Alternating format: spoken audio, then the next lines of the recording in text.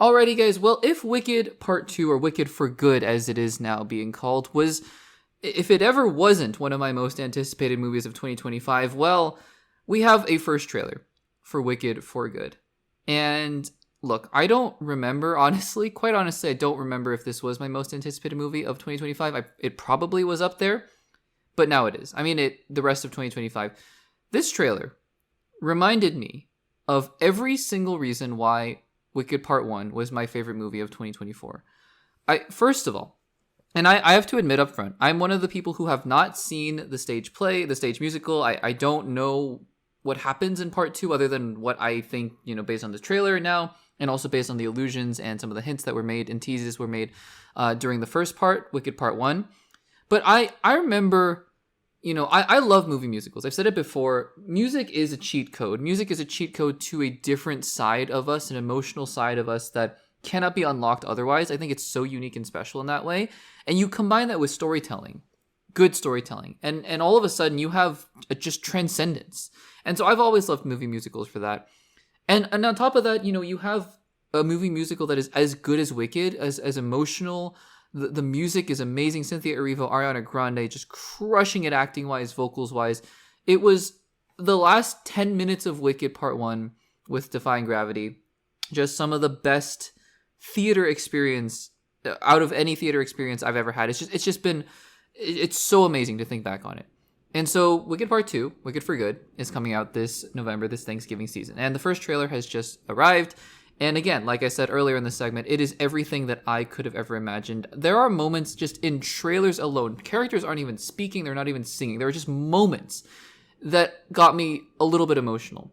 And I don't know how it is. I think it's just that, I've grown so attached to some of these characters in this world and the memories that I have from this franchise. It's a franchise, I don't know. But from the first movie are so ingrained, and it's just some of those little subtle things. For example, there are a couple things that stood out to me. One is more obvious, right? It's the scene at the end where they're singing For Good, and Elphaba and Glinda now hug, and you see the tear roll down Elphaba's cheek. That moment got me. It just reminded me of what we've been through with these characters thus far and what we're going to see with them. And it's going to be heartbreaking because we need to get to the point, obviously, at the beginning of Wicked Part 1 with the prologue of where Glinda is propagating the propaganda that Elphaba is a wicked witch.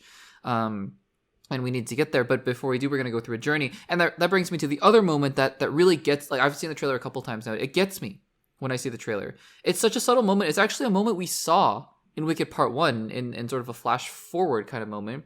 And it's the scene where Elphaba and Glinda are just out in a field, I think. And Glinda just puts her head on Elphaba's shoulder.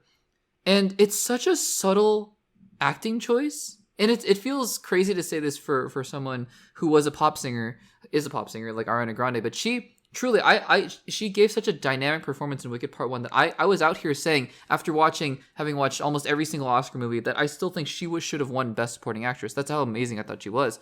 And it's just this subtle way, if you watch the trailer again, it fades to black pretty quickly after, but just the way that she closes her eyes and leans on Elphaba's shoulder, and just this look of contentment that goes over her face. It just, I don't know why, I don't know how, but those little moments, right, just remind me that this isn't your average movie musical. It's not even a good movie musical. This is a movie that the first part got nominated for Best Picture and won tons of Oscars. And I think deservedly so. And this second trailer, the music is amazing. I haven't heard these songs before. Again, I'm not somebody who watched the original. I don't know the soundtrack and whatnot. I'm excited to discover it again. I'm excited to join. And I'm sorry, maybe you guys who are musical theater people hate people like me who join the bandwagon once the movie comes out. I apologize. I am one of those people who join the bandwagon. But I'm so excited to do so because just based on the trailer, it looks like everything that you'd want out of Wicked. It looks like everything that you could ask for out of Wicked. And I don't know what the story is. It looks like we're getting a lot more incorporation of the Wizard of Oz story as well. I'm just so excited. The visuals look stunning. John Chu, I think this is going to be, even though Part 1 was emotional, it was emotional, especially towards the end. I think that all the heavy-hitting emotion and the emotional scenes are going to come in this movie in the second part. And I just cannot wait for it. So I watched the trailer and I loved it, and I cannot wait. Guys, what did you think of the first trailer for Wicked for Good? Are you excited about it? As excited as me, or maybe even more so, or maybe even less so? Let me know in the comments down below.